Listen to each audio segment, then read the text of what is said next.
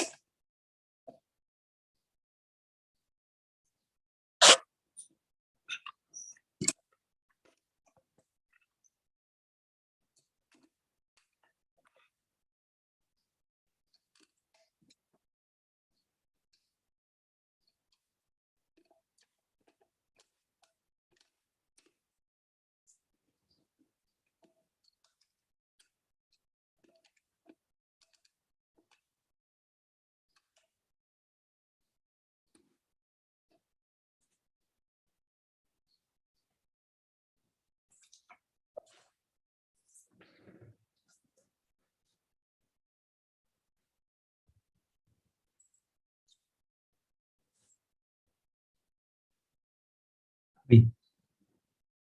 Now I got what's the problem?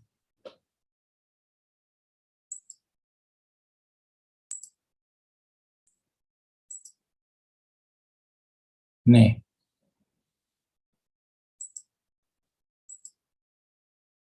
Oh.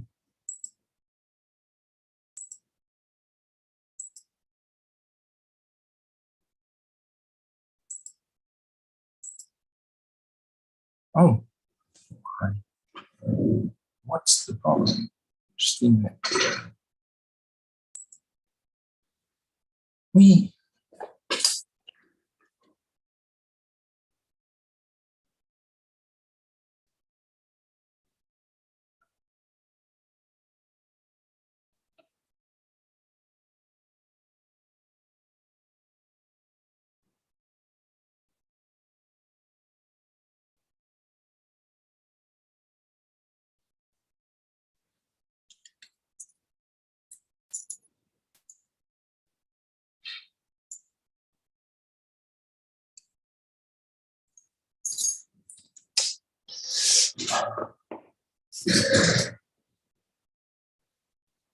Yeah.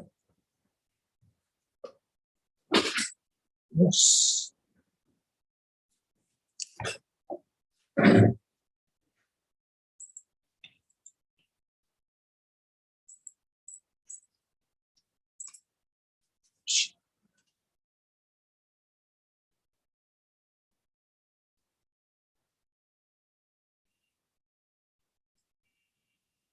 Oh, แล้วทำไมมีสองอ่ะมีซิ่งอ่ะ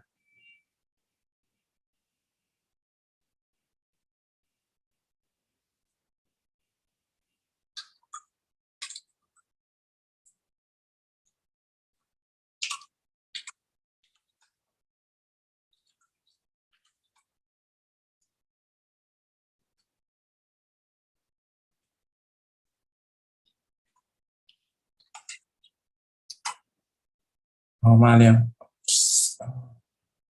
and I don't understand why this one doesn't. Okay, no problem. Just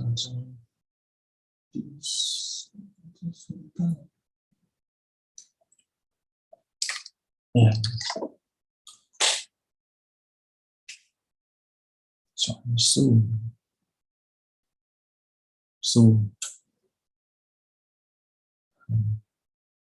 Let's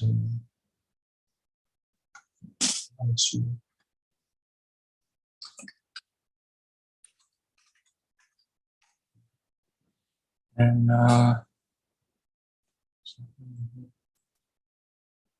เอาภาวิทย์มาแล้วนะครับภาวิทย์ณภัทรก็มาแล้ว moment โอเคขอเทสเสียงนิดนึงนะครับเทส 1 2 3 อัครวัตรก็มาครับโอ้ทำไมเสียงเครื่องนี้ไม่ออก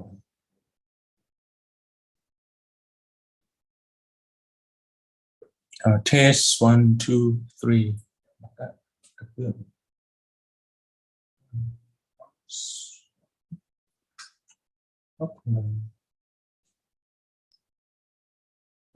Test 1 2 3 oh my god there's no sound at all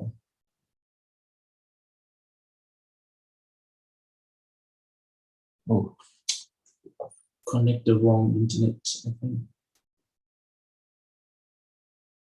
yes I have to use Max and Zoom yes Max and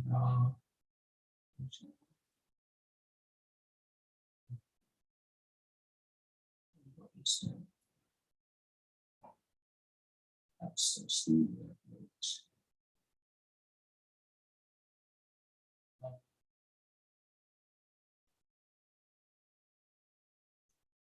The channel okay this one too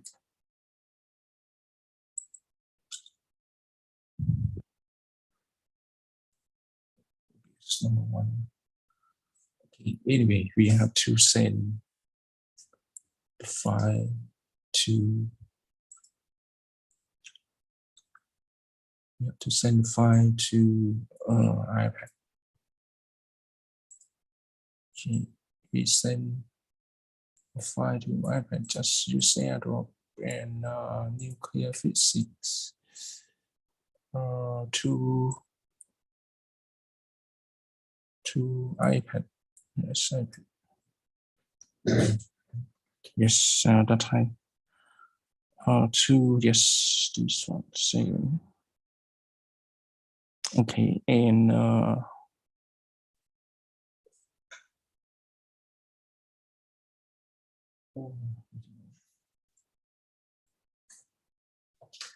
เครื่องนี้ไม่ได้ยินอีกแล้ว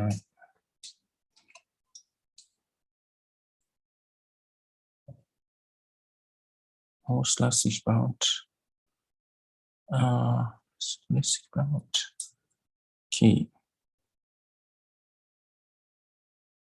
Test 1. Oh.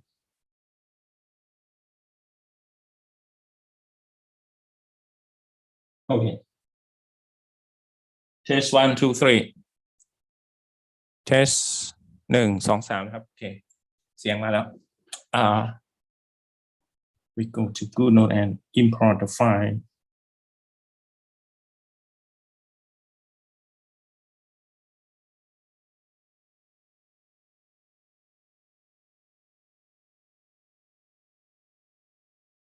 Chapter 7.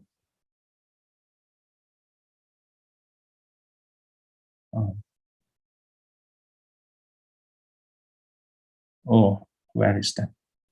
Here. Okay. This one. It's M604.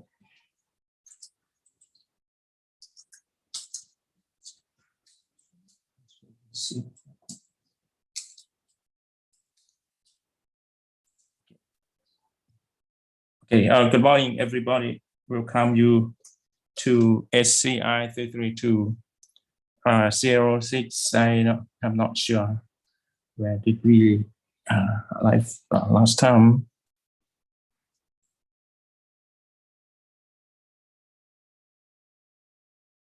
'26 lecture.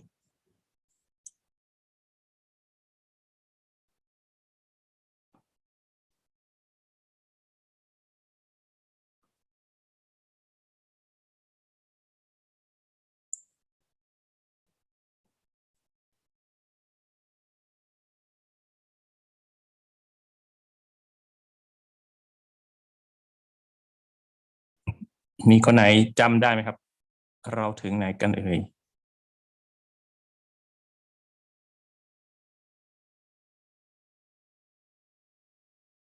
here right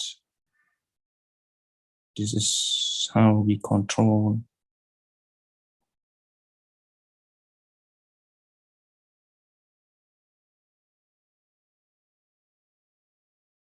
right nuclear fission.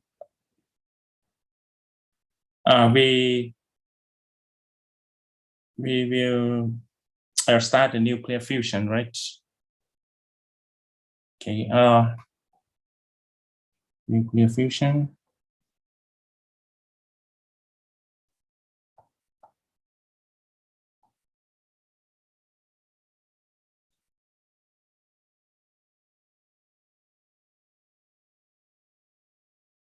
Okay. Here. Okay, we have finished the nuclear fission in, I think it's correct, right? Yeah. Okay. We will start the next topic, which is nuclear fusion. It is another kind of nuclear reaction. It's in the opposite way to nuclear fission because in nuclear fission we decompose the big nuclei into smaller nuclei, right? M60402, this one. Okay.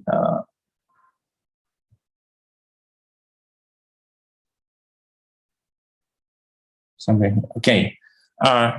We arrive at this topic when then we will go to the second part of this chapter, which is particle physics, and the M605 has already reached several things in particle physics. Okay.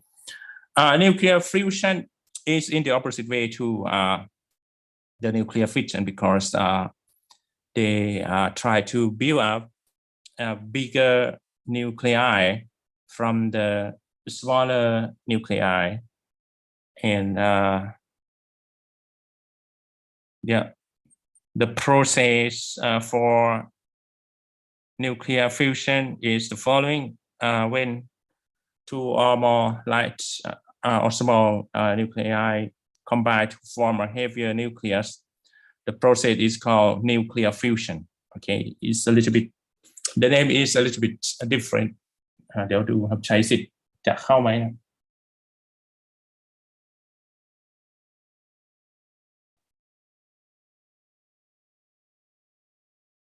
ใช้สิทธิ์ไม่ครับ Oh, I'm sorry, I didn't share the screen.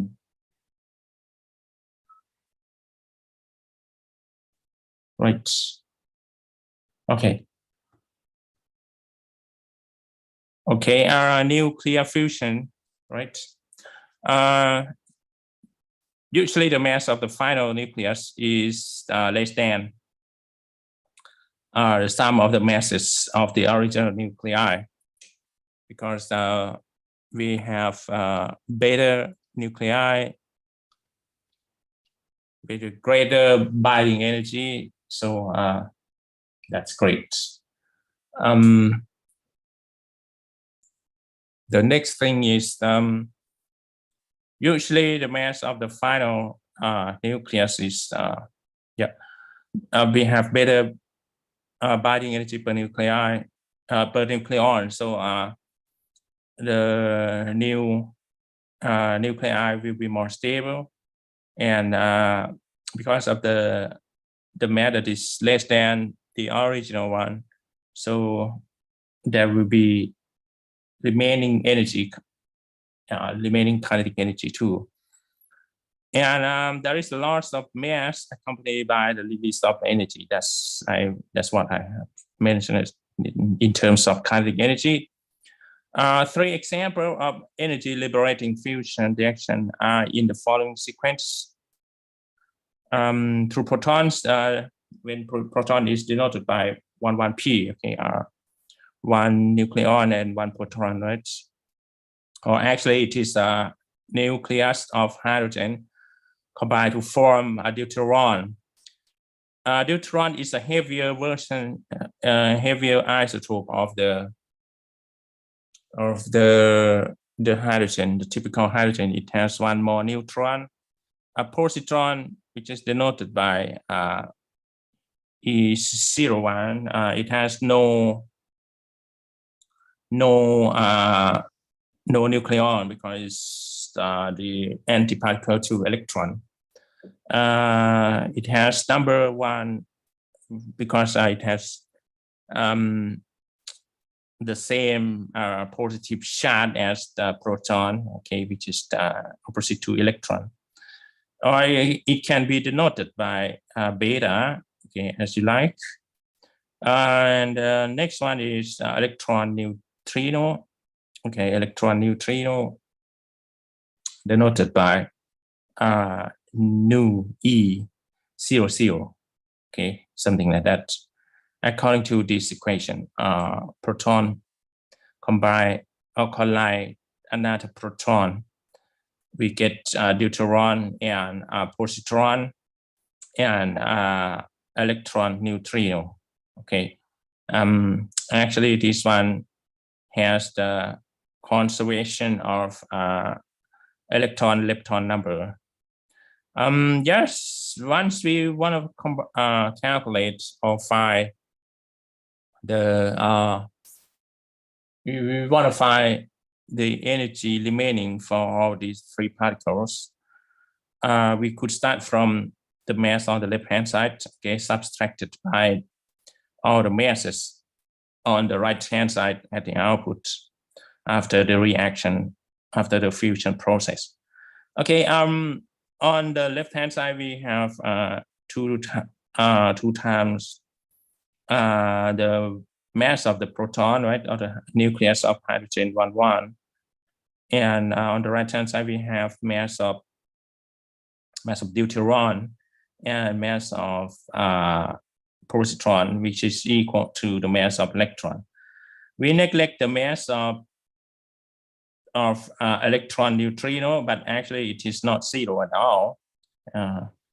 Okay, once you substitute it in terms of atomic mass, you need to you multiply with 931.5, you get 0.9315. The proton will annihilate with an electron in the surrounding to form two gamma rays. So yeah, we get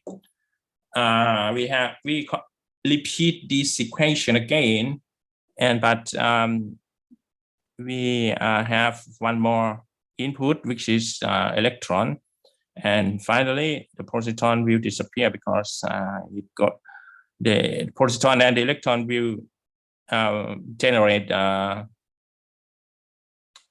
photon, okay, the gamma ray. And yeah, in this expression, we could also find the remaining kinetic energy for all these two particles. And the energy remaining will be 1.9. Okay, you substitute again the mass of the proton, mass of electron, and mass of deuteron. Okay, we neglect the mass of electron neutrino, and you will get the energy 1.9543. Okay, a proton and a deuteron. In the second step of these roots, especially on the sun, we have the light isotope of helium,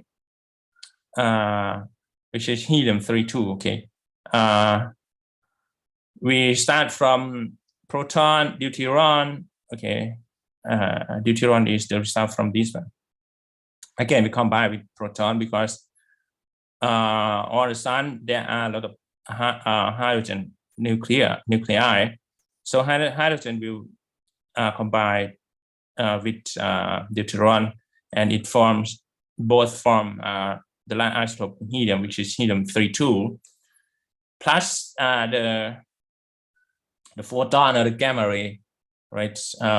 Yes, the mass the energy could be found from the mass difference. You start from the nucleus of hydrogen 1,1 and the deuteron, right? The bigger version of the hydrogen, and the output is the light version of the helium-32, and you find that the energy for the photon or even the helium-32 will be 5.49 mega electron volts. Okay. In the third process, we could have two ways. The first way is that the proton hydrogen 1,1 and the light helium-32 combine to form the typical helium, which is helium-42, and we get also positron. And it happens according to this process. Proton and the light version of helium-32, we get helium-42, which is the typical isotope for helium. We get positron, and we get again the photon, okay, the gamma ray. Okay, if you want to find the mass difference, right, and then you combine, you multiply it with 931.5, you get the released energy for these three particles, helium-42, positron, and the photon, and we get 19.284 mega electron volt. Another choice of the third reaction, fusion in on the sun, two light heliums that unite to form an ordinary helium-42 and two protons. Okay, we start from the light versions, the light isotope, two light isotopes of the helium, which are helium-32, and we get helium-42 and two particles of proton. You could see that here you get number 6, right? In the number A, right? The number of nucleons. And on the right-hand side, you get also 6, okay, 4 + 1 + 1. And what about Z, which is the proton number? You have 2 + 2, and right here you have 2 + 1 + 1, which is also 4. So this equation is balanced. And if you want to find the released energy, just first compute the mass difference and multiply it with 931.5 from the Albert-Einstein energy relation. Okay, once you substitute the mass of the light helium nuclei, you get helium-32, and you get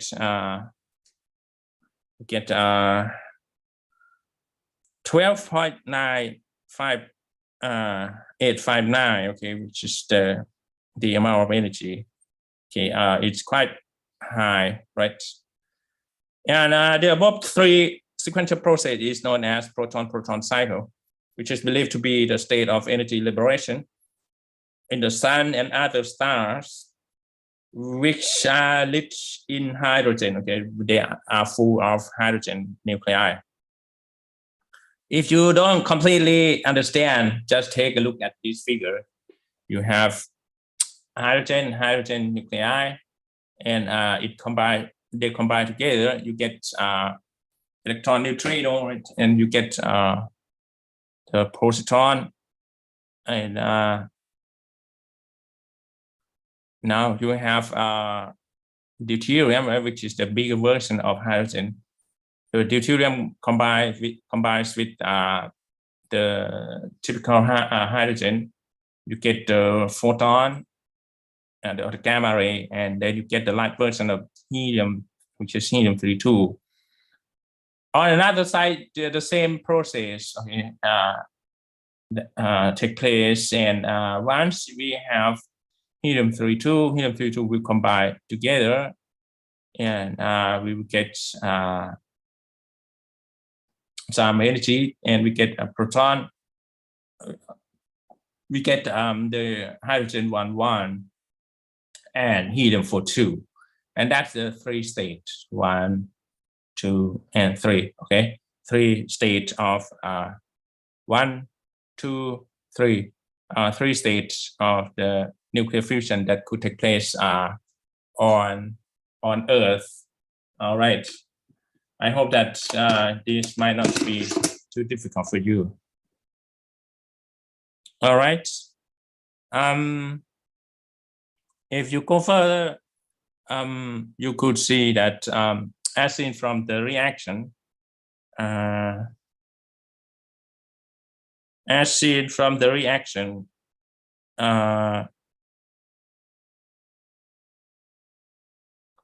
the liberated energy is carried primarily by the gamma rays, proton, and neutrinos. Gamma rays are soon absorbed by dense gas, which will raise the temperature. Okay, we will raise the temperature of that gas. The positron combine with electron, and both will produce the gamma rays, which in turn are also absorbed by the gas. Okay, so the temperature on the sun is extremely high. Okay, yes. What else? Why almost never interacting with the matter? The neutrino Okay, because neutrino is neutral, right? It has no charge. It will not interact with anyone. Okay, that's the property of the neutrino. Of course, it will not have any reaction to any particle, so it will escape from the sun or from that star. And and we would believe that we receive a lot of neutrinos from the sun. All right. Yes.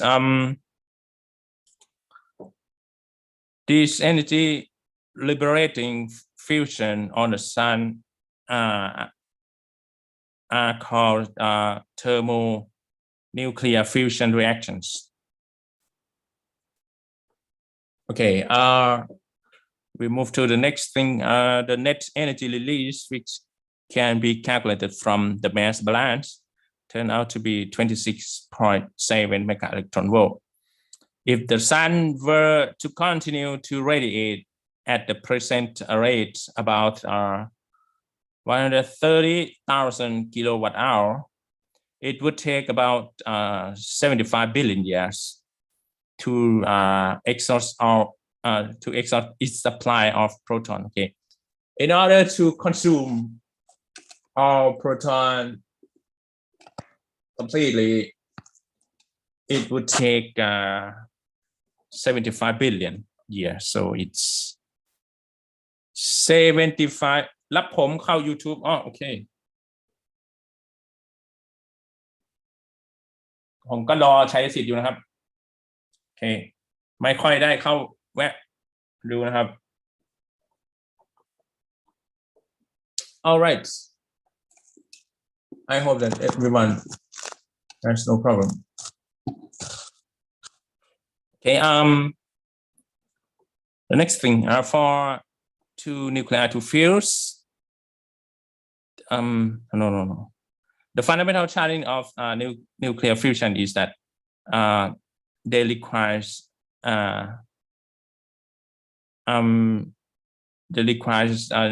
nuclei.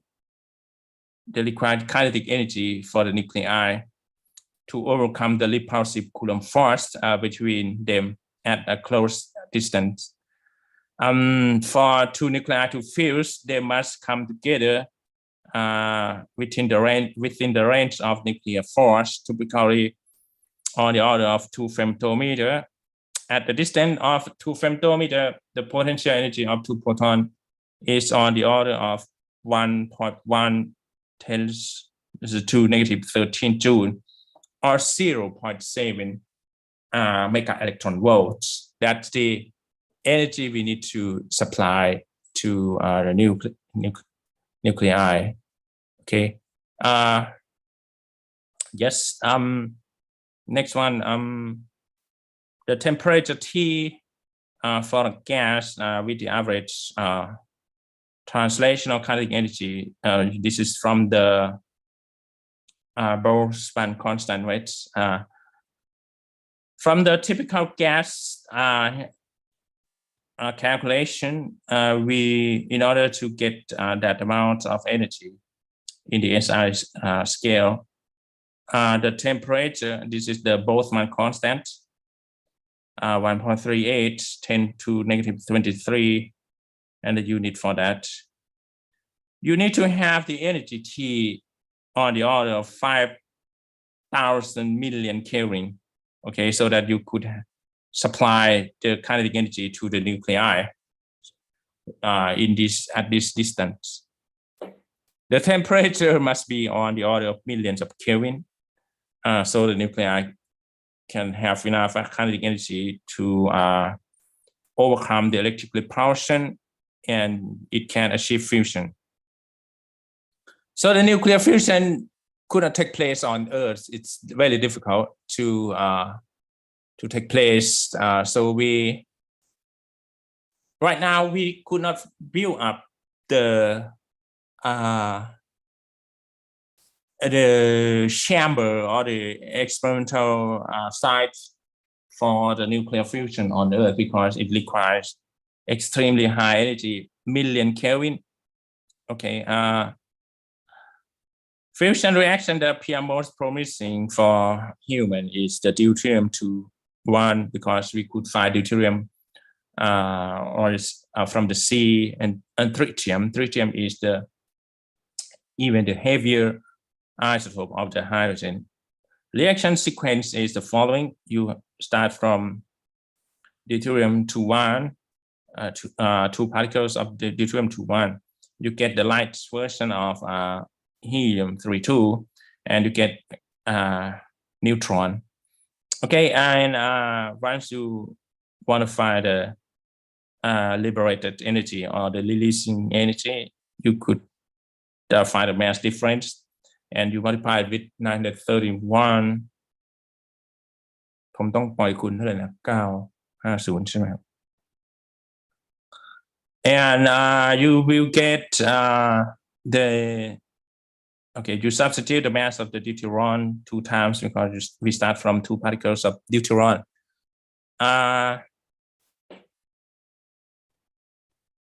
The next thing is we subtracted by the mass of helium-32, the light version of helium, and here is the mass of the neutron, right? In atomic mass unit. If you multiply 931, you get the liberated energy of 3.27 or 2677 mega electron volts. And the next sequence of this process is that, or the next possible way is that you start from 2 particles of deuterium-2 and you get tritium and proton. Okay, that's also a possible case. And in this way, you will find that the mass difference could be also computed, and the released energy will be 4.0315. It's even bigger than the helium-32, okay, version.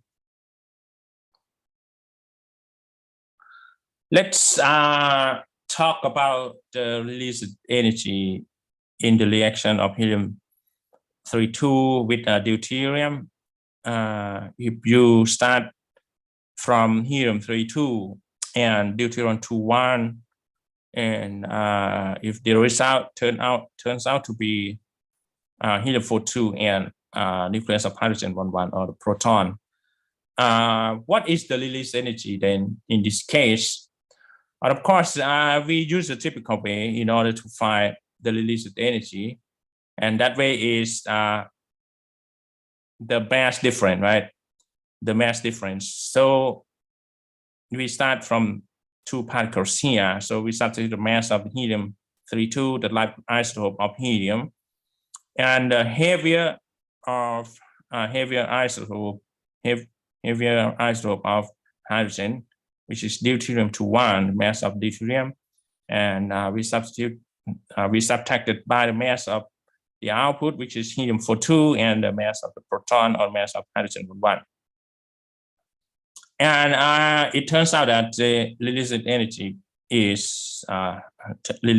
becomes 18.352 mega electron volt, which is quite high. Okay, if we can really build up this nuclear fusion. Okay, what we can do is only the calculation from theory, how much energy we could get, right? And you could see that the released energy is quite high, but from the uranium-235, you get somehow 200 mega electron volt, right? But this one is 18.352 mega electron volt.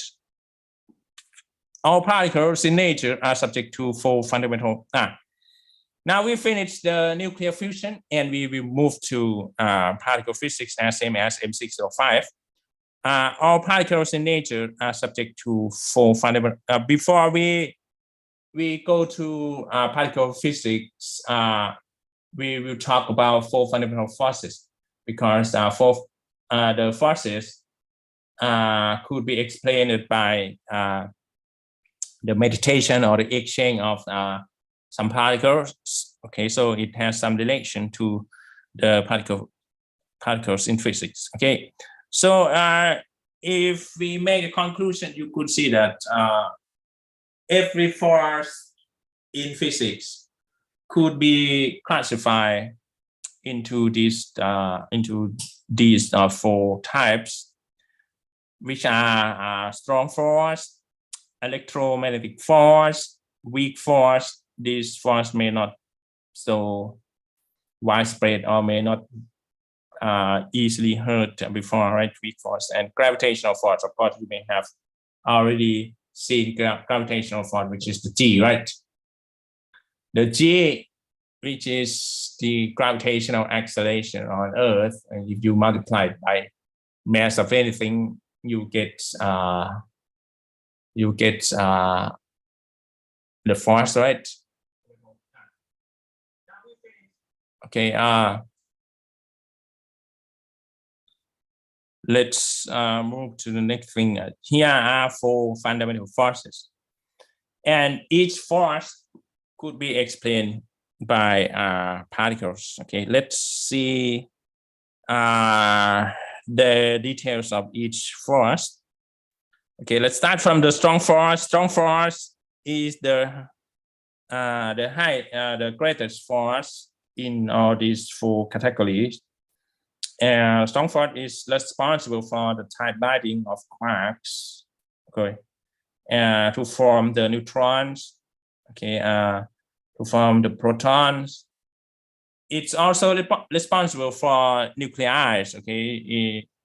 If you want to let neutron and proton to stay together, and that's the task for the nuclear force. Nuclear force is a member of the strong force, okay, and the strong force represents the glue, okay, that holds the nucleon to stay together, and it is the strongest of all four fundamental forces.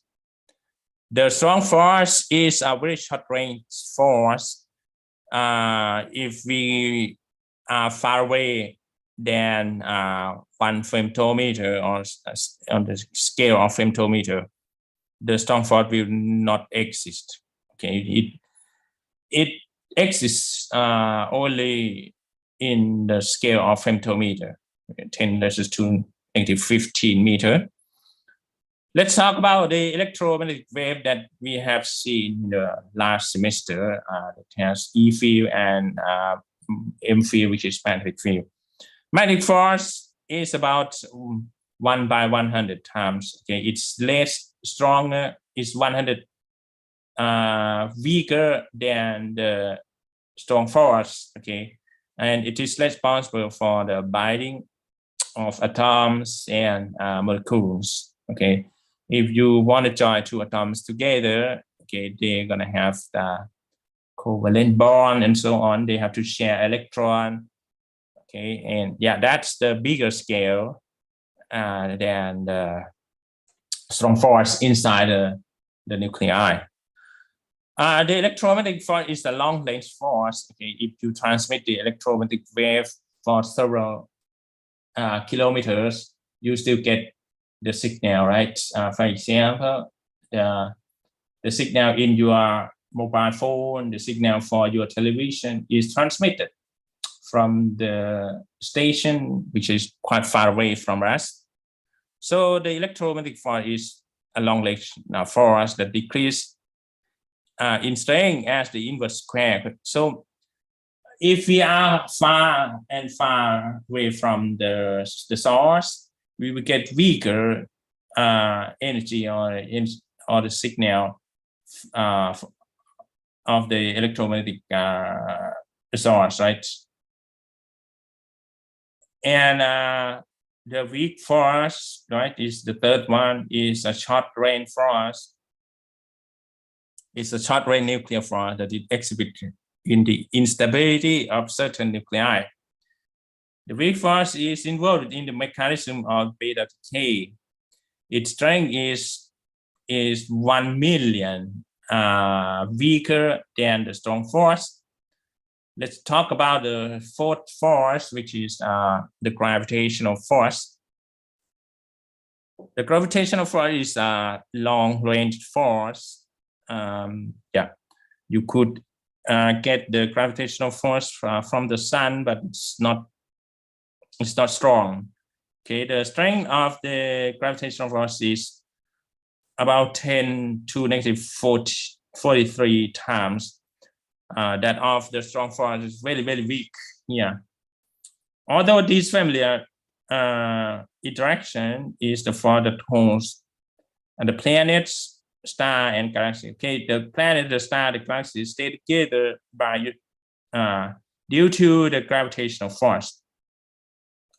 Its effects on elementary particle is negligible, so we would neglect the strong force. The gravitational force to the elementary particles. The gravitational force is by far the weakest force of all four fundamental forces.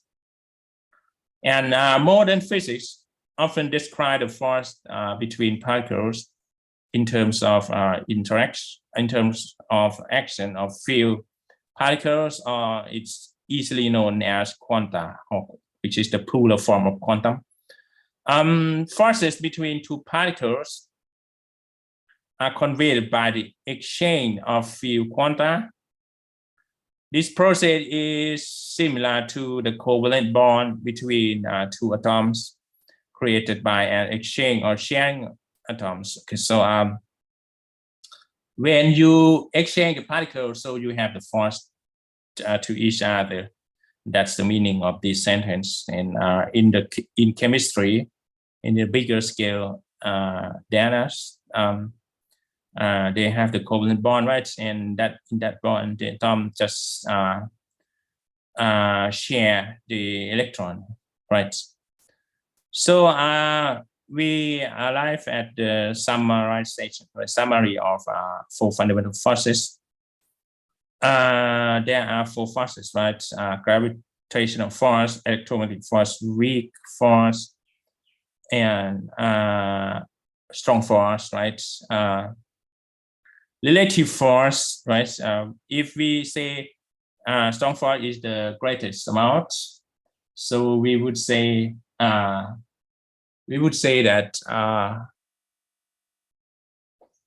that this is this has value of 1, right? So it's unified. It's scaled to be number 1. So the other, which is weaker, should be less than 1. For example, gravitational force, it is around 10 to negative 43 to 10 to negative 38. Okay, and electromagnetic force is 100 weaker than the strong force. The weak force is not so much weaker. It's weaker than electromagnetic force. It's around 1 million or 1 million, 10 million weaker than the strong force. The range of these four forces will take place. The gravitational force will have the range of infinity, and the force decreases with the distance square. Electromagnetic force too. We can get electromagnetic forces in infinite distance, and the strength will decrease with the distance square. Okay, the weak force is given by 10 to negative 18. Okay, this is the distance in meter, so it's even less than 1 femtometer. It's 1 by 1,000 femtometer. It's very, very short. And for the strong force, we are on the order of 1 femtometer, okay, or less than that. The type of the force, whether it's repulsive or attractive. Gravitational force is attractive, right? Because if you jump onto the air, okay, the Earth will bring you back to the ground, right? And that's the attractive force. Electromagnetic wave electromagnetic force could be either repulsive or attractive force. And the weak force can be also either repulsive or attractive force. The strong force can be either repulsive or attractive force. Okay, both. And carrier particle, what is the carrier particle of gravitational force?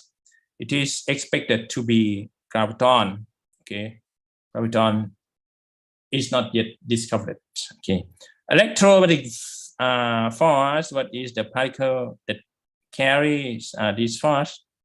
It is photon. Okay, photon doesn't include only the light, but also any frequency of electromagnetic wave. And weak force, what is that?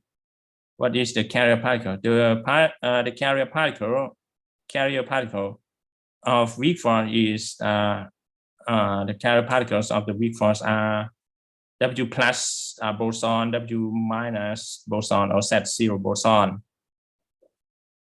And what about the carrier particles for the strong force? It's expected to be gluon. Okay, from the word glue. Okay, so what is the status right now? How human has discovered the carrier particle? The carrier particles for the gravitational force is graviton, but graviton is conjecturate. Okay, it's not yet found in experiment, but it is predicted to exist. What about photon? Photon is already found in experiment. What about weak force? What about W plus boson, W minus boson, or Z0 boson? Well, all these three particles have already found in experiments. What about the gluon, which is the carrier particle for the strong force? Gluon is not yet found for human. Gluon is not yet found by human. It is expected to exist. Okay, so it's conjecturate. Yeah, that's the status right now. Maybe in your generation, maybe I have passed it away. All these two things may have been found in laboratory or in experiments already. Okay, it could take place. Let's talk about quarks and other particles. Quarks, leptons, and the particles that convey forces. What is lepton? Lepton, for example, the electron. Okay, electron is an example of lepton. The particle that convey force, for example, photon, are now thought to be the truly fundamental particles. Before we go to the full table of elementary particles, let's talk about direct theory. For every particle, there is an antiparticle, right?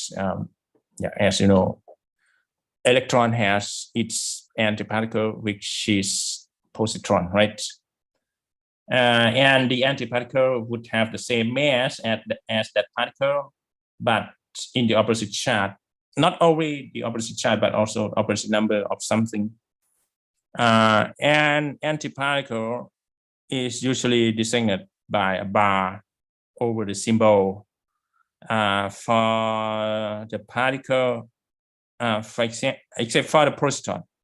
Positron doesn't have bar above. We just replace the negative here on electron to be plus. Okay. It depends on the people who want to write down.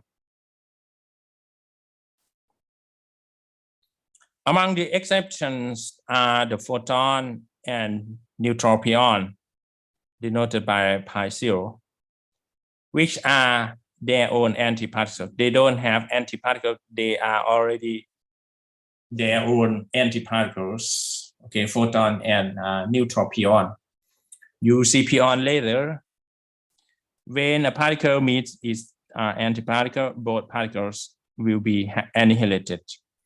And the annihilation will give you high energy photons or gamma, right?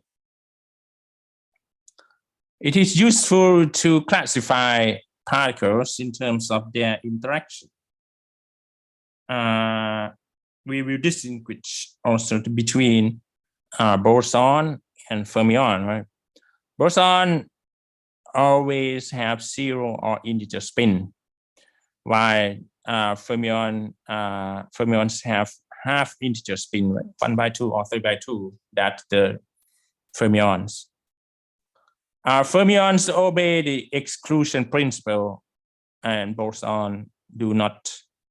What does that mean? It means fermions could not take place or stay at the same location and at the same time.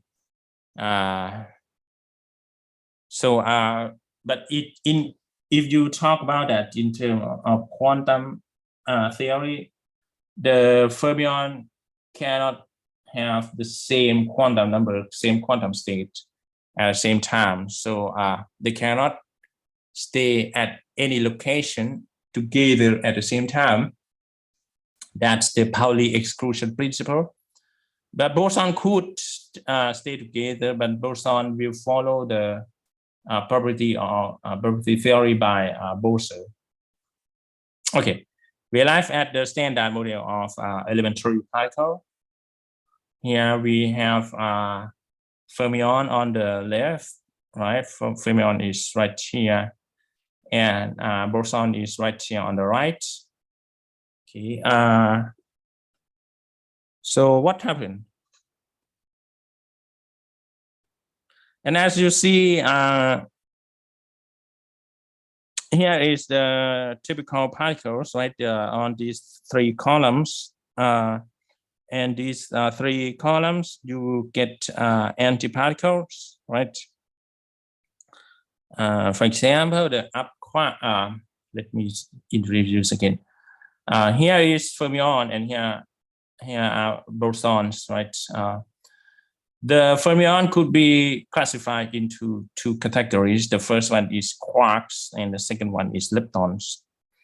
Quarks will be the one that's related to a strong interaction, but this one will be related to the weak interaction. Okay, let's talk about quarks. The smallest one for the quark is the up quark and down quark. The mass of the up quark is 2.2 mega electron volt per c square, and the charge will be half integer, right? The charge will be 2/3 of electron charge, and down quark is more massive, is 4.7, and charge is negative. Okay, and the spin number is 1/1/2. That's the half integer spin number for the fermion. But the gluon could have spin number as number 1 or 0. That's different. Okay. The up quark, the up quark had its own antiparticle, which is known as anti-up. The anti-up has the same mass as the up quark, but the charge is different. 2/3. This one is negative 2/3. Okay, and now we go to the bigger version of quark, which is sharp quark, and sharp quark and straight quark. Okay, it's on the order of 1.28 giga electron volt per c square, and this one is 96 mega electron volt per c square. Both will have their own antiparticles with the same mass, but the charge will be opposite, right? If this one is positive, the antiparticle will be negative. If this one is negative, the antiparticle will be positive. Okay, with the same mass and spin number. So let's talk about the bigger quark, and they are top quark and bottom quark. You could see the mass here is 4.18 and 137 is very, very big. And the top quark and the bottom quark have their own antiparticles with the same mass and the opposite charge value, the same spin numbers, 1/2, right? The big quark are not so stable. Okay, they're gonna decay to the smaller quarks. And let's talk about leptons. The one that is very well known to us is electron. One electron has a mass of 0.511 megaelectron volt per c square. But of course, the charge for electron is -1 because its electron is negative, and we use the charge of electron to be the reference, right? So yeah, it's -1. Spin number for electron is 1/2. Okay, and that's a negative one. The bigger version of electron is muon. Okay, muon is actually the bigger electron. It has the mass of 105. Okay, 200 times 200 more massive than the electron. But muon will not be so stable. They're gonna it's gonna decay to electron later. But the people have discovered this bigger particle because they use the particle accelerator. You know particle accelerator, right? ทุกคนรู้จักเครื่องเร่งอนุภาคใช่ไหมทุกคนรู้จักเครื่องเร่งอนุภาคไหม Particle accelerator เป็นif you wanna, but it's not difficult to predict that there might be bigger quarks or leptons if you have the bigger or better particle accelerator. And the place you can study something or discover something about elementary particles is in SAN. Oh, no.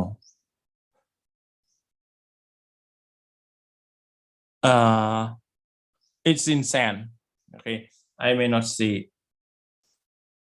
properly. It's in CERN. You can say it's CERN, right? In English, CERN. CERN came from the French word, Council European Polar Research Nuclei. Okay, this is French. I don't know how to pronounce it in French, but yeah, this thing.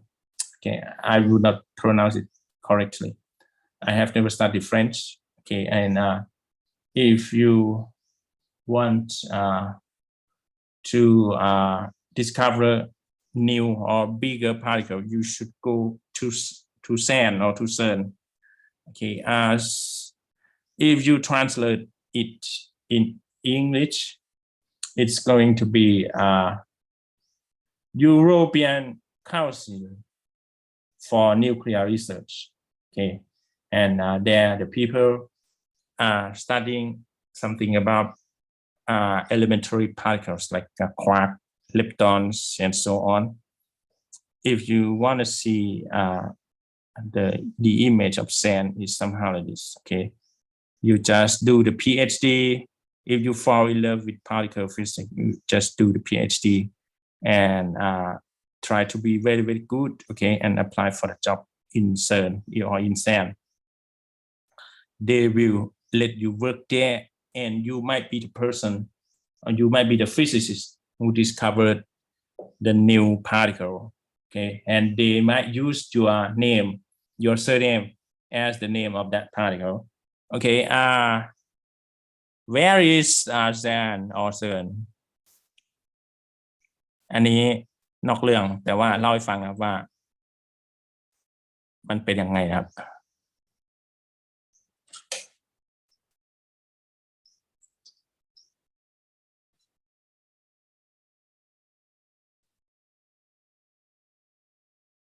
Here okay sand or CERN is in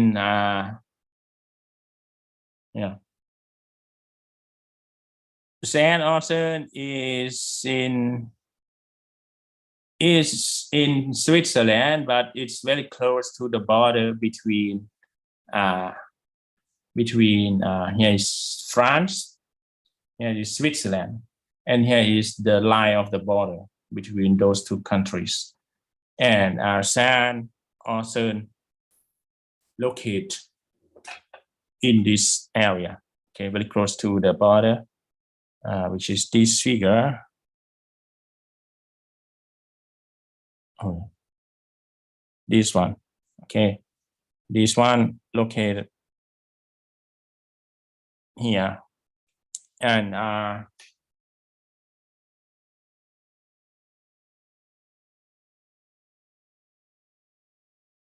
yes, and the particle accelerator would be somehow this, okay. Yes, if you work there, okay, here you will need to have so many steps in order to accelerate the particle, okay, and they build up the particle accelerator under the ground, okay. It's not the same as no, it's not a figure of it's not a figure of particle accelerator actually.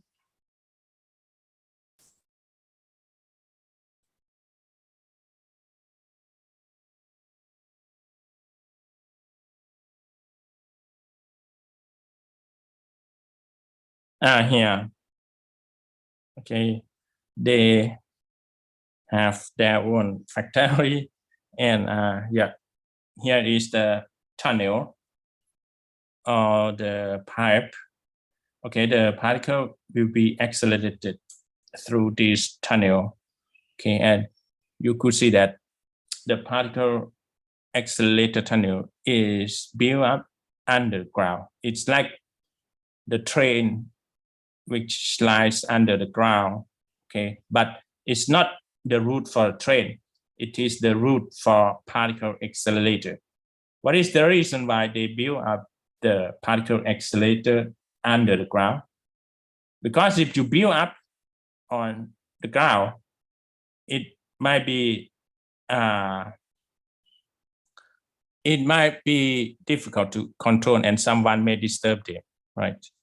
And you need a lot of space and so on.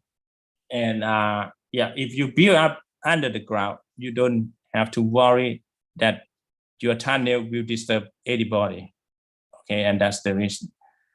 For the particle accelerator in the United States, I think it's in the California.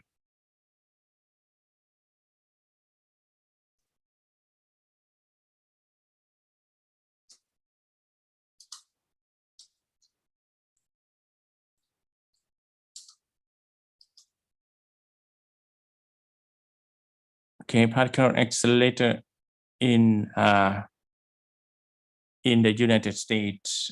Yeah, they build up above the ground.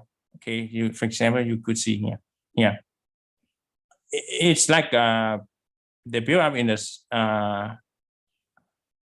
in a circular like way, right here. They let the particle be accelerated in this way. Okay, once the particle is accelerated, they would have high kinetic energy, right? And when it hit the nucleus, you could see some new particles, okay, like this. They build up on Earth. It's not like sand in the Switzerland and France. They build up the tunnel, the particle acceleration inside the tunnel under the ground. And what else? here is inside a particle accelerator. Okay, you use electromagnetic to accelerate the particle. And what else? There's nothing more, right? Yeah, in sand. Okay, they build up under the ground. Okay, if you want to discover new particle, you have to do the PhD in physics and apply for the job in CERN or sand. All right, and you have to live in Switzerland or in France. Okay, and in your life, you could explore, you could discover. Okay, you could discover new, bigger particles apart from top quark, bottom quark, tau, lepton, or the neutrino. Okay, there are still many open questions in physics, actually. Okay, let's talk about our story. Electron, okay, has the mass of -1, -1. The tau is bigger version of electron of muon, and tau will decay to muon and muon will decay to electron because they are not stable. But the people could discover all these two things because they use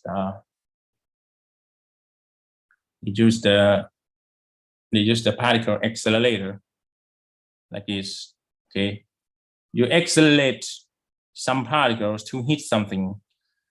Okay, it's like in several kilometers. Okay, 10 kilometers, something like that. Okay, then you will get really high kinetic energy of the particles. And once that particle hit the nucleus of something, you will finally receive new effects. Okay, but you need anyway the particle accelerator. Okay, that's the I don't know, the leading unit on Earth. Okay, I don't know whether there is particle accelerator in Thailand or in Australia. Okay, the antiparticle of electron is the positron here. Okay, usually E minus or E negative, and here is E plus. You could see the same mass of electron for positron. The charge is no longer -1, it's rather +1. The spin number is the same, 1/2. Okay, and the antiparticle for the muon is known as, it's called anti-muon. The mass is the same as muon. The charge is +1, it's +1 rather than -1. The tau lepton has also the antiparticle, which is known as anti-tau, with the same mass 1.7768 giga-electron volts นะครับผมก็อายุแก่เกินแล้วนะครับไม่ได้เรียนฟิสิกส์มาไม่มีโอกาสค้นพบพาร์ติเคิลอนุภาคใหม่แล้วนะครับต้องเป็นรุ่นคุณแล้วนะครับเห็นไหมanti-tau, right? These leptons has the negative charge, right, or even the positive charge with the antiparticle version. For the corresponding lepton that has no charge at all, and those are called neutrino. Electron has its own neutrino, which is electron neutrino denoted by nu with subscript E. The charge is 0 and the spin number is the same as electron 1/2, the same as quark 2. The mass is very small. Right now we don't know exact value for electron neutrino mass. Okay, the mass of electron neutrino is still an open question. What is that? But it's very hard to determine the mass of electron neutrino because electron neutrino will never interact to any other stuff because they have no charge. Okay, unlike alpha particle or proton or something like that, they have charge, so we can detect them easily. But electron neutrino is neutral; it has no charge, so we could not measure the mass of this thing easily. Okay, the bigger version of electron neutrino is muon neutrino, which correspond to muon. Okay, the tau has also its own neutrino, which is known as tau neutrino. And all these three neutrino has its own antiparticles, which are called electron antineutrino, denoted by bar above the letter nu. Okay, and muon neutrino has also its own antiparticle, which is known as muon antineutrino. Tau neutrino has also its own antiparticle, which is called tau antineutrino with the same mass. And please note that the value of the charge here is 0, right? Because neutrino has no charge. So there is no difference at all between antiparticle or the original particle because it has no charge. So what is the classification of the neutrino then? The same spin number you can see here 1/2, 1/2, right? The charge is 0. Unlike electron or muon and tau, they have -1 charge. An antiparticle has 1 charge, but neutrino has 0 charge, and the antiparticles have also 0 charge. So what is the difference? The mass are the same here, okay, for all these three particles. I would say the difference for these two groups, the neutrino and antineutrinos, is that the lepton number, okay, the typical lepton would have lepton number as number 1, but the antiparticle will have lepton number as -1. Okay, it's not charged. Okay, we will see something about lepton number later, and now we move to boson. Boson is the particle that interact to carry electromagnetic force, or even the strong force or the weak force. Okay, and they have spin number as 1 or 0. Okay, the bosons that have spin number as 1 is called vector boson. And if the spin number of the boson is 0, we call scalar boson, okay, which is Higgs here. Okay, Higgs boson. You know why we call this one as Higgs? Because Professor Higgs, Higgs is the surname by him. Okay, is his surname. Professor Higgs has predicted this one, and he predicted since he was quite young until now. He is 70 years old or something like that. He didn't, as I know, he didn't pass away yesterday, Professor Higgs.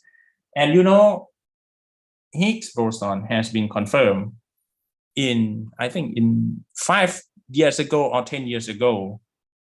And the place that discovered Higgs boson, do you expect, could you guess where the Higgs boson has been confirmed? คุณคิดว่า Higgs boson ค้นพบที่ไหนก็คือมันถูกคาดการณ์ว่ามันจะต้องมีเนี่ย particle แบบนี้นะครับแล้วคนนั้นก็ชื่อ Higgs นะครับแต่ก็ยังไม่มีใครทำการทดลองยืนยันได้ว่า Higgs เนี่ยมันมีจริงๆหรือว่าไอ้โบซอนตัวเนี้ยมีจริงเมื่อ10 ปีหรือ5 ปีที่แล้วเนี่ยนะครับค้นพบแล้วนะครับสถานที่นั้นก็คือที่แซนนั่นแหละครับโอเคไหมถ้าคุณอยากค้นพบอะไรใหม่ๆนะครับไปเรียนเลยนะครับโอเคไหมไปทำงานอยู่ที่แซนครับโอเคyes here is gluon. Gluon is expected to exist, is not confirmed yet. It will interact in the strong force. Photon is already confirmed to exist. Okay, we could find photon, and is the interacting particle in electromagnetic force. Z0 boson has no charge at all. W plus boson has 1 plus charge as same as electron, and W minus boson will have negative 1 charge. Okay, the same as electron, but the spin number here is different. Is number 1, and the mass is quite big. Okay, the mass is on the order. The mass of boson, yes, Z0 boson, W plus boson, W minus boson are on the order of giga electron volt per square. The mass of photon is 0. It has no mass. Gluon also has no mass, and the Higgs boson is even heavier. Is 124.97 giga electron volts. Okay, and that's the whole thing about standard elementary particles. If you want to see the size of something, this is what we have considered in the previous chapter. That's the atomic model, right? There are many orbits for electron, and the size of electron is 10 raised to negative 18. Okay, and atom is on the order of 10 to negative 10, which is 1 angstrom, right? Or you can say also in nanometer, it is 0.1 nanometer. And inside the atom, we have so-called nucleus, but this one is written in German. It's pronounced as Kern, right? It's known as Kern, but this is the nucleus. It's full of nucleon with a proton and neutron. And inside the proton or inside the nucleus, whether it's proton or neutron, we have some particle inside. Okay, the size of the nucleus is around 10 to negative 14, 0.1. No. 10 femtometer, okay, to 6 femtometer. And the size of the proton is 1 femtometer, and the size of the quark will be the same as electron, which is 10 to negative 18, 1 by 1,000 femtometer. Okay, the property of the quarks and the property of the quarks could be summarized as this table. Up quark, down quark, strain quark, sham quark, bottom quark, top quark, right? They have charge, which is divided by the charge of electron as 2 by 2/3, negative 1/3, negative 1/3, 2/3, negative 1/3, and 2/3, right? The spin number of all quarks is 1/2. And the baryon number might not be well known to you. We will talk about baryon number later. It's 1/3, 1/3, 1/3 for everything. The strainness is -1 for the strained particle.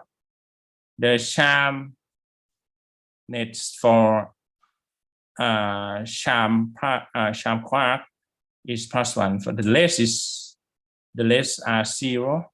Okay, the less have 0 charm number.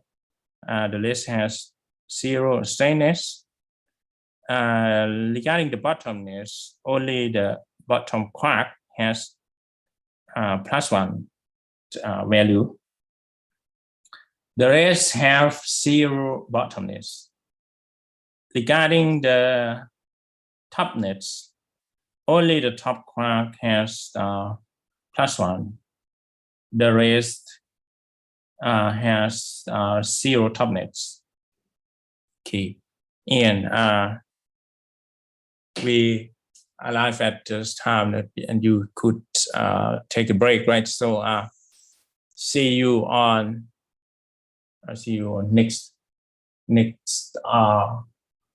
Wednesday, right? Okay, see you next week. Homework I will assign to you later. The calculation of the released energy in nuclear fusion. Okay. If you have any questions, just let me know. If not, then we're gonna quit the lecture right now. see you on next Wednesday บ๊ายบายครับสวัสดีครับ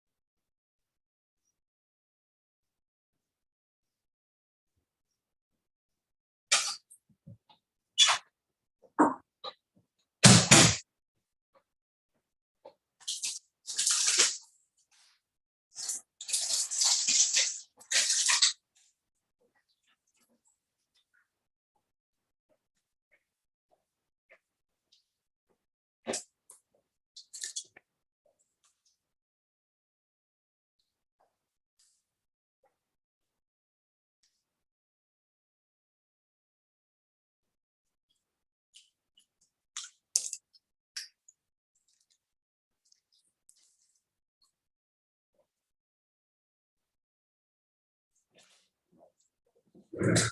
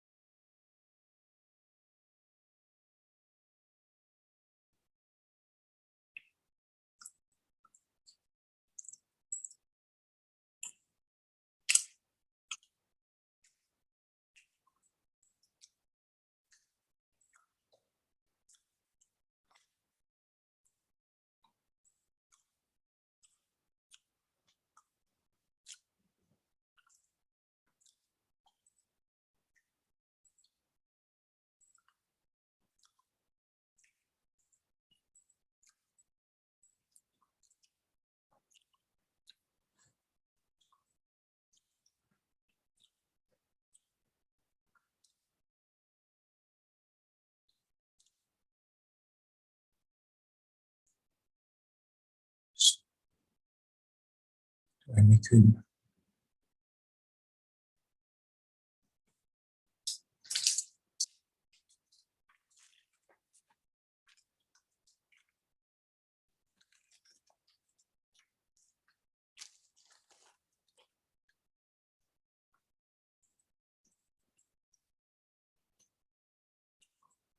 เดี๋ยว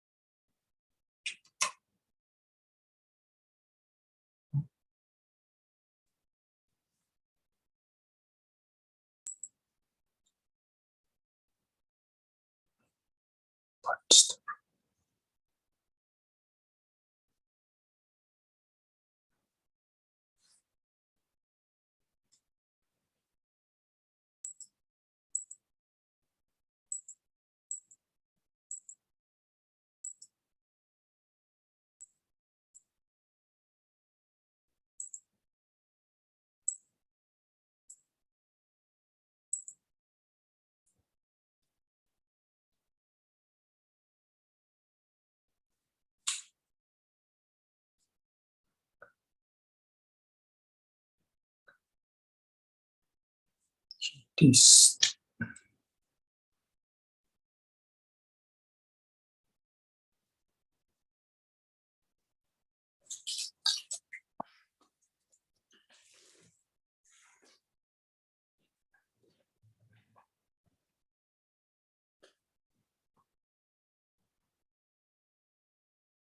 three people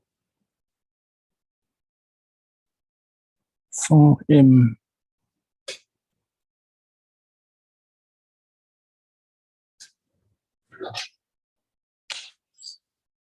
M605.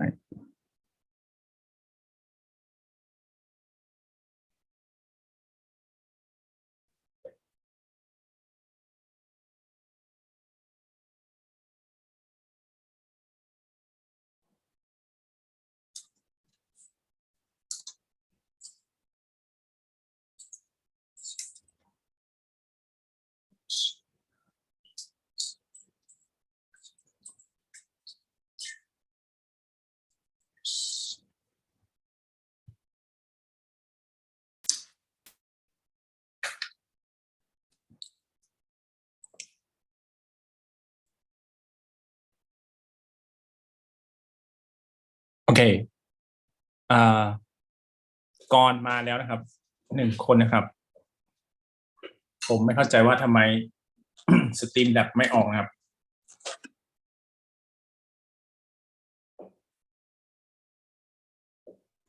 โอเค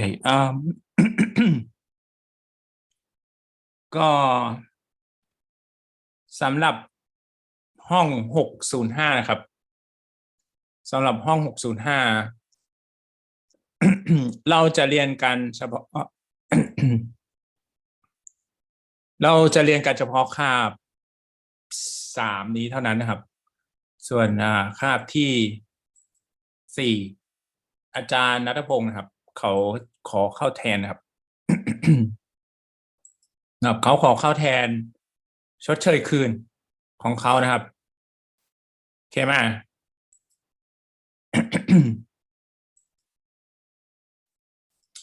หวังว่าคุณไม่มีปัญหาใดๆนะครับหวังมันเซตเป็น private เหรอมิหน้าหาไม่เจอครับ not private public ไม่รู้ทำไง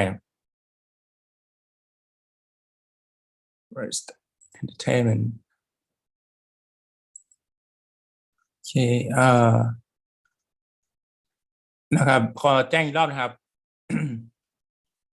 M605 นะครับ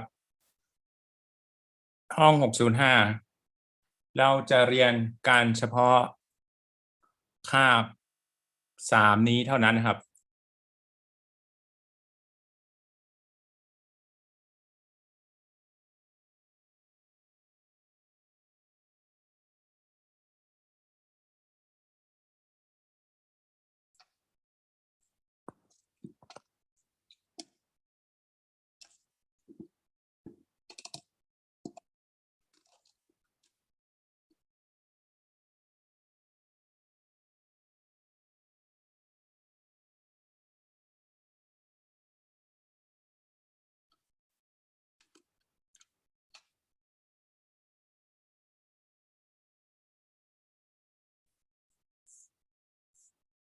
มีกรพิมพ์ชื่อมา1 คนนะครับ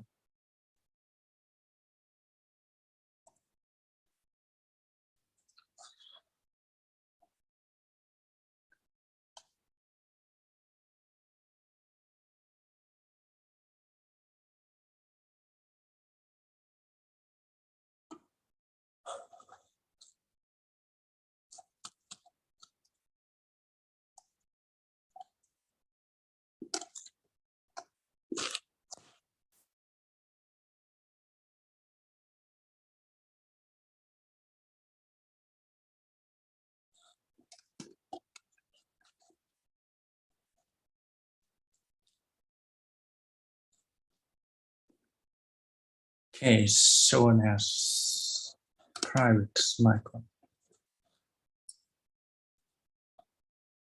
โอเค605นะครับไม่รู้ว่า เข้ามากันแล้วหรือยังครับเราจะเรียนการเฉพาะภาค3นะครับหมายถึงว่าถึงเท่าไหร่ถึง11ก็จะถึง50นะครับโอเคไหมให้คุณเบรก10นาทีนะครับก็จะมีเบรก10นาทีถึงแค่50นะครับแล้วเราก็จะเลิกเพราะว่าอาจารย์ณัฐพงศ์นะครับที่เขาขอคืนนะครับเนื่องจากว่าเขาเกิดอุบัติเหตุครับที่ผมมาชดเชยนะครับเขาจะขอคืนตรงนั้นนะครับคุณก็กลับไปที่ห้องเรียนของเขานะครับในคาบที่4นะครับโอเคไหม alright I hope that everyone could understand right okay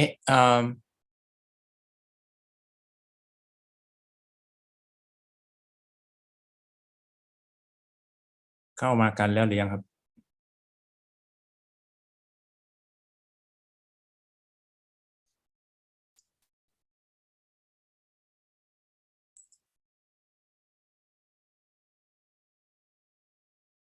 all right do you understand that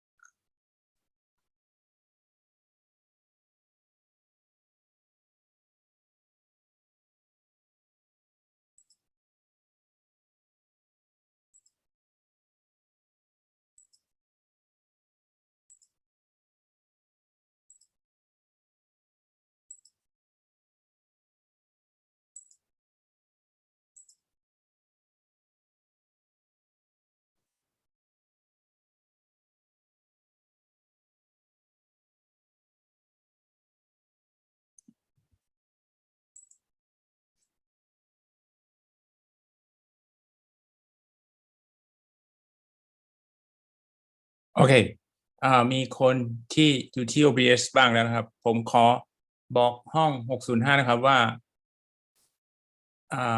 เขาจะเขา จะมีการชดเชยนะครับในคาบที่ 4นะครับ M605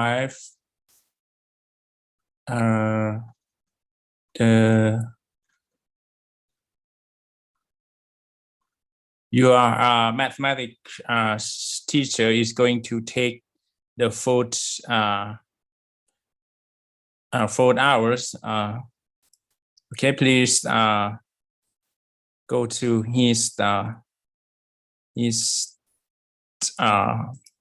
please go to his classroom, online classroom after this classroom. Okay, ห้อง 605 นะครับ โปรดไปที่ห้องเรียนของอาจารย์ณัฐพงศ์นะครับเนื่องจากว่าเขาจะขอชดเชยนะครับในวันครับในวันนี้นะครับโอเคก็สิ่งที่คุณจะแจ้งให้คุณทราบก็จะประมาณนั้นโอเค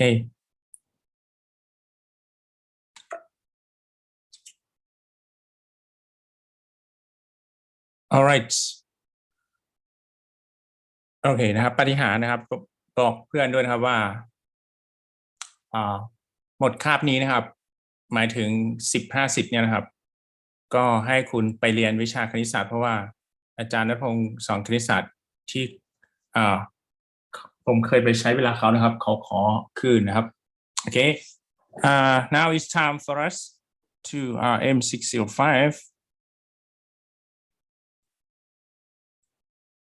Let's continue our story. นะครับผมก็จะปล่อยคุณประมาณ10-50นะครับเนื่องจากว่าเขาเรียกว่าอะไรเนื่องจากว่า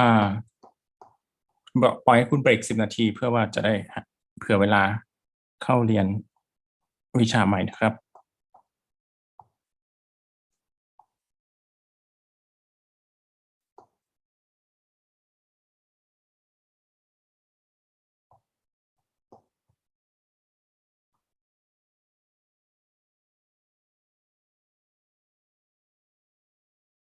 Nuclear fusion, particle physics, already. Okay, one thing that I have added is the equation of muon decay, right? This is muon minus. We're gonna have electron and is that correct? Yes.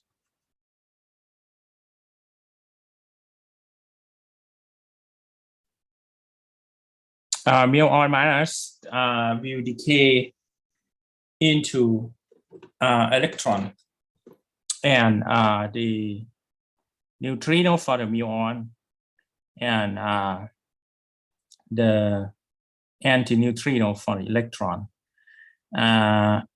For the muon plus, which is the antiparticle of the muon, the typical muon, will decay into positron นะครับ605นะครับใครที่มาใหม่นะครับวันนี้หลังจากจบคาบนี้แล้วนะครับที่10-50นะครับให้คุณเตรียมไปเข้าเรียนคลาสเรียนของอาจารย์ณัฐพงศ์นะครับโอเคไหมให้คุณไปเข้าเรียนที่คลาสรูมของอาจารย์ณัฐพงศ์ที่สอนแมทผมจำไม่ได้รหัสของคุณครับที่เขาป่วยอะไรนะครับโอเคไหมคุณที่เขาเกิดอุบัติเหตุครับโอเคไหมโอเคplease go there.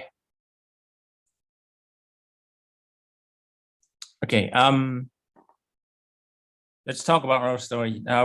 The muon plus, which is the antiparticle of the muon minus, will decay into positron.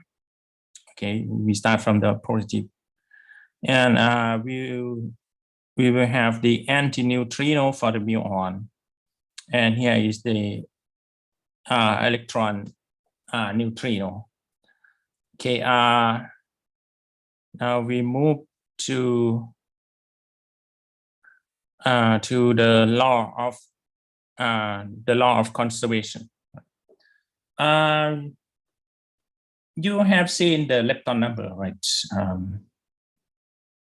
Lepton number for electron is 1.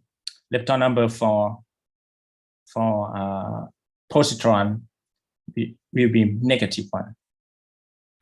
And the lepton number, this is the electron lepton number. And here is the muon lepton number. Electron and positron have no muon lepton number. Electron and positron have no tau lepton number, 0 here. Okay.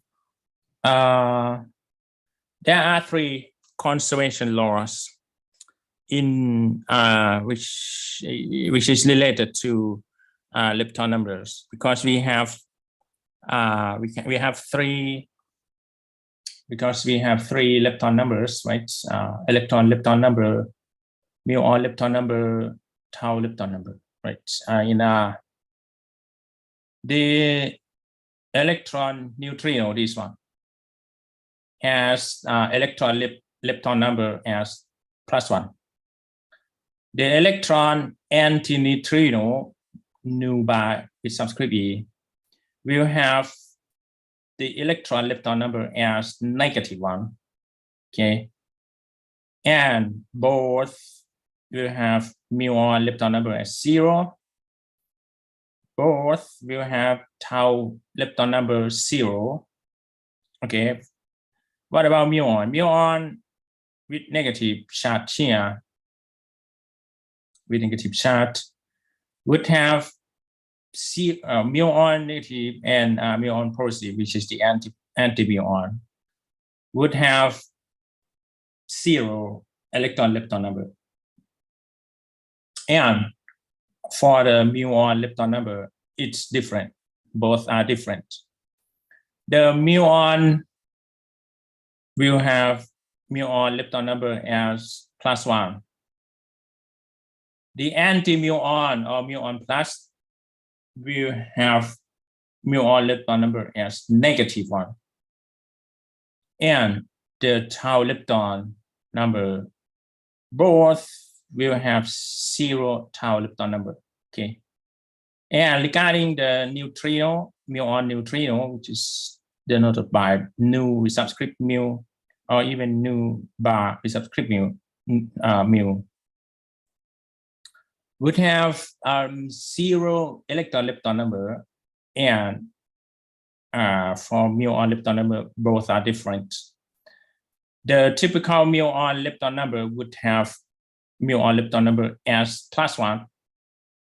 The muon antineutrino, this one with bar, would have the muon lepton number as -1. The both will have 0 tau lepton number. And when we move to tau with negative is the typical tau, is the original tau lepton. Tau lepton and anti-tau would have 0 electron lepton number and 0 muon lepton number, because both have nothing to do with muon and electron. But for the tau lepton number, both are different. The typical tau lepton would have +1 tau lepton number. The anti-tau or tau plus would have -1 tau lepton number. When we talk about the tau neutrino นะครับสำหรับ605ที่เข้ามาใหม่นะผมจะค่อยๆชี้แจงนะครับว่าเขาให้คุณไปเข้าห้องเรียนวิชาคณิตศาสตร์ของอาจารย์ณัฐพงศ์นะครับเขาจะขอชดเชยในคาบที่4นะครับหลังจาก 10:50 นี้ไปนะครับโอเค and yeah the tau neutrino the tau neutrino and tau antineutrino both will have 0 electron lepton number. Both will have 0 muon lepton number. But for the tau lepton number, both are different. the tau neutrino would have the tau lepton number as +1. And the tau antineutrino would have the tau lepton number as -1. Okay. Please note that all the neutrinos are stable, also electron. Okay. The bigger electron like muon and tau are unstable. And there are 3 conservation laws according to lepton numbers. Because we have 3 lepton numbers, there will be 3 conservation laws. The first law is law of conservation of electron lepton number. The second one is the law of the conservation of muon lepton number. The third one is the law of conservation of tau lepton number. So all of these would have their own conservation laws. Let's see what is that. The law of conservation of electron lepton number states that the sum of the electron lepton numbers before a reaction or decay must equal the sum of the electron lepton numbers after. Okay, before and after should remain the same number of electron lepton numbers. Okay, or after the reaction or the decay. The electron and the electron neutrino are assigned as a positive electron lepton number Le equal to 1. Okay, the straightforward neutrino. The anti-leptons like positron and electron antineutrino are assigned to have the electron lepton number as sorry, this is -1. Sorry for that. ผมพิมพ์ผิดนะครับ ตรงนี้ต้อง-1 นะ My God. This is -1. Okay. And all particles apart from this would have electron lepton number as 0. Okay. Only electron and electron neutrino would have +1 electron lepton number, and positron and electron antineutrino would have electron lepton number as -1. Okay.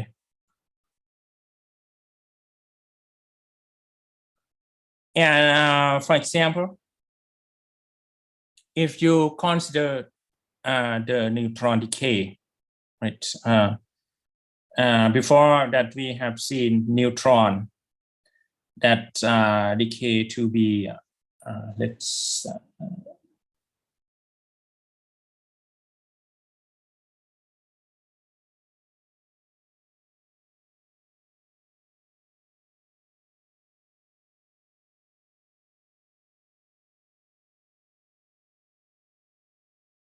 okay, no.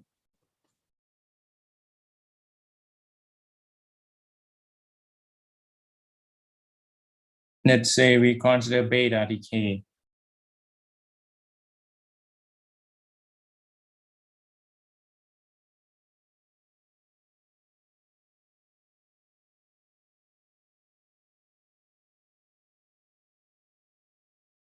Here. Okay. This is not correct, right? It's the wrong question. Here is correct. Neutron inside the nucleus will change itself to become proton when there are too many neutrons in that nucleus.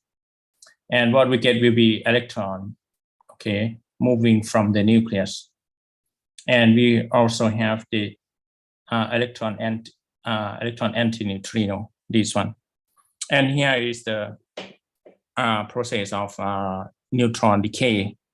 Okay, when the nucleus has too many neutrons, or the nucleus is neutron rich. Okay, neutron rich. So we are gonna use the consider this one in beta decay. In beta decay, you will see that N is decomposed. N on neutron. It is decomposed into proton, right? This one. and electron, right? And electron antineutrino, right? This one. Let's check the electron-lepton number. If you check the electron-lepton number,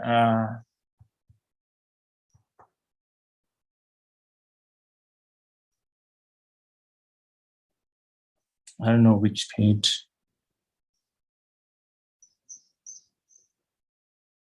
Here. Okay. If you go back to the table, to this figure 31, which provide the electron-lepton number, right? Neutron has 0 electron-lepton number, right? So we have 0. And proton has nothing to do with this because proton is baryon. It has 0 electron-lepton number. Okay, any particle apart from electron and electron neutrino, proton and electron antineutrino would have some value for electron-lepton number. The rest will not have electron-lepton number at all. Proton also doesn't have any value for electron-lepton number 0 here. Electron here. Electron would have +1 electron-lepton number, so we write down here +1. Electron antineutrino would have -1 for electron-lepton number, so we write down -1. And you can see that the left-hand side remains 0, and the right-hand side will also remain 0. So we get actually the balance of this equation. We get 0 equals 0. So once we get the conservation, you could see that the total number of electron-lepton number on the left before the reaction or the decay is 0. And the total number of electron-lepton number after the decay will remain also 0. Both are equal to each other. So the electron-lepton number is conserved in this process, in this decay. So this decay could take place in nature. That's the meaning of electron-lepton number. Okay, you understand that? There will be conservation of electron-lepton number, conservation of muon lepton number, conservation of tau lepton number too. Okay, now we move to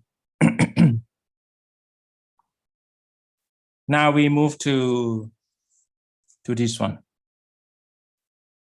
Determine which of the following decay schemes can occur on the basis of the conservation of lepton number. So I'm not sure whether this process is correct or not. Muon decays into electron antineutrino, and muon neutrino. Is this valid? Is this correct? Is the conservation of the lepton number valid for this equation? That's the question of this example. And let's consider the second decay or the second reaction. This is pion. Okay, pion plus. Pion has 3 different types: pion 0, pion minus, and pion plus. Here is pion plus, and pion plus is decomposed into muon or anti-muon. Actually, and muon plus is the anti-muon, the antiparticle for muon here. Pi plus is decomposed or decays into anti-muon, and what we have will be muon neutrino and electron antineutrino. I'm not sure whether I have written the correct.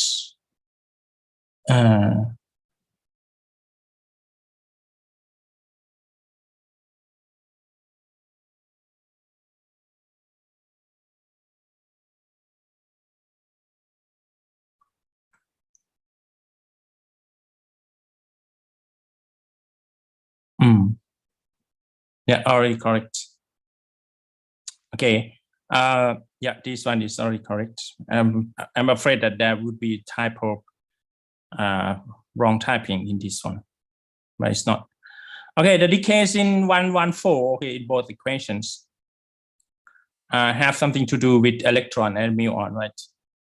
The outcome are expressed in terms of electron and muon. So if you go back, there will be 3 conservation laws, right? For electron-lepton number, muon-lepton number, and tau-lepton number. Because we don't have tau-lepton at all in these 2 equations, so we are going to use only 2 conservation laws, and that are for electron-lepton number and muon-lepton number. Okay.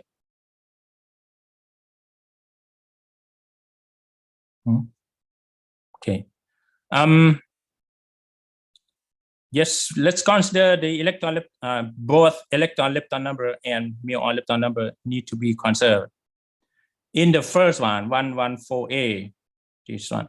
In 114A, we consider only this equation, but for both lepton numbers, the first one is electron-lepton number, and the second one is the muon-lepton number. For electron-lepton number, you could see that muon has nothing, muon. Yeah, muon has 0 electron-lepton number. So we write down on the left 0 electron. When we talk about electron-lepton number, electron has 1 electron-lepton number. So we write down here 1. Our next particle is electron antineutrino. Because this is the antiparticle, it's going to have -1 right here. It's going to have -1 electron-lepton number. So we write down -1. The last one is muon neutrino. Because we are considering the electron-lepton number, muon neutrino has 0 electron-lepton number. So we write down 0. And let's check whether this one is correct or not. Yes, 0 on the before the decay, and after the decay we have 0 too, right? 0 as well. So it means that the electron-lepton number is conserved for this reaction or for this decay, but it's not complete. Okay, we have to also consider the muon-lepton number because the whole equation involves also muon-lepton. Okay, muon at the beginning. What is the muon-lepton number? Muon here has +1 muon-lepton number, so we write down 1 for muon. The next one is electron. Electron has 0 muon-lepton number, so we write down 0 on the right-hand side. The next one is electron antineutrino. Electron antineutrino has 0 muon-lepton number, so we write down 0. And the last particle, muon neutrino. Muon neutrino is right here. Muon neutrino has +1 muon-lepton number, so we write down number 1 here. And let's consider whether this equation is valid or not. Of course, before the decay we have 1, and after the decay we have 0, 0 +1. turns out again to be 1. So this equation is valid. When this equation is valid, it means the muon lepton number is conserved. Okay, there is conservation of muon lepton number. Once we have considered both for this single reaction or decay, we consider both the electron lepton number and the muon lepton number. Once both are valid, we will conclude that this reaction or this decay could take place in nature. Okay, could happen in nature because there are conservations for electron lepton number and muon lepton number. Let's move to the second reaction or second decay. Pion plus decays into muon, anti-muon, and muon antineutrino and electron neutrino. Right. Now, pion. Pion is not listed in this table, in this figure, but we could easily see pion has 0 electron lepton number. Okay, if you don't believe me, you just go to the end of this chapter. Pion, where is that? Pion plus here. Pion plus has 0 electron lepton number. This is baryon number. We will talk about that later.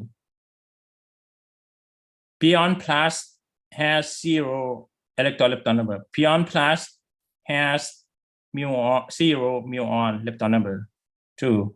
So for this equation, for this reaction or decay, pion plus would be 0 for both cases. Okay, 0, 0 for electron lepton number and muon lepton number. Okay, that's fair. And for the anti-muon, we could also say that it's okay.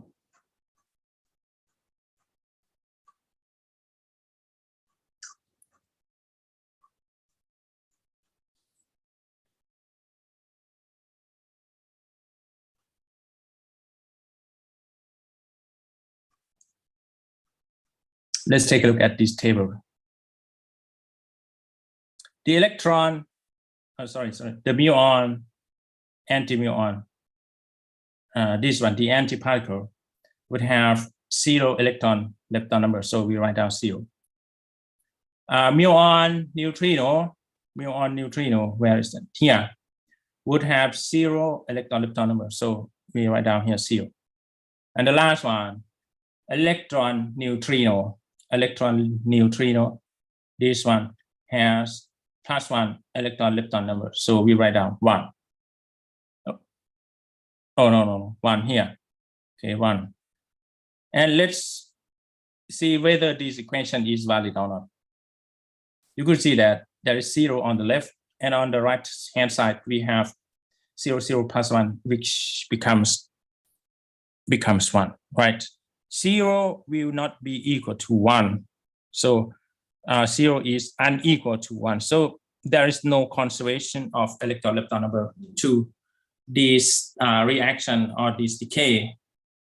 Okay, we would simply say that this reaction or this decay would never take place in nature. Okay, and if you want to see the muon lepton numbers, we can go ahead. For pi plus, we have 0 for that, and the anti-muon, which is this one, would have -1 muon lepton number, -1, right? Muon lepton number. And second one, muon neutrino would have 1 muon lepton number, so we write down 1. And the last one is electron neutrino. Electron neutrino would have 0 muon lepton number here, so we write down 0. And let's check whether this equation is valid or not. You can see the 0 at the left hand side, and on the right hand side we have -1, +1, and 0. So it turns out to be 0. So 0 equal to 0 would be perfect, right? It will be all right. But together with the electron-lepton number, the whole process here would not take place in nature, would not occur in nature, because there is no conservation for the electron-lepton number. Okay, and this is the technique we could use to we could use to judge whether any reaction will take place in nature or not. Okay, ก็บทสุดท้ายผมจบไว้เพียงเท่านี้ก่อนนะครับนะครับให้คุณได้เข้าเรียนอันถัดไปนะครับ M605 ไม่มีการบ้านนะครับของคุณนะครับมี604นะครับโอ้โห604จะมีการบ้านเพราะเขาถึงพวกฟิวชั่นเพิ่งจบฟิวชั่นมาตามคุณมาอยู่นะครับโอเค see you on next Wednesday โอเคครับบ๊ายบายครับสวัสดีครับ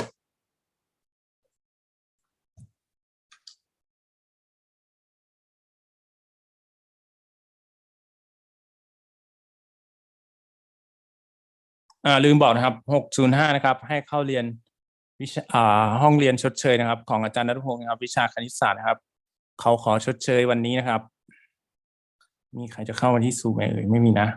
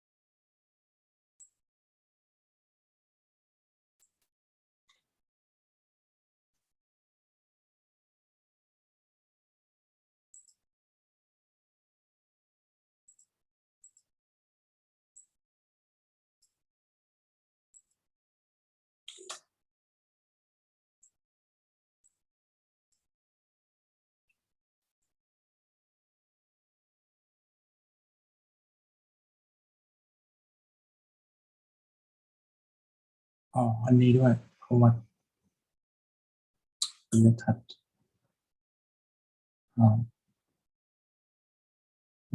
ปีละทัดนี่ซูม with number two this is okay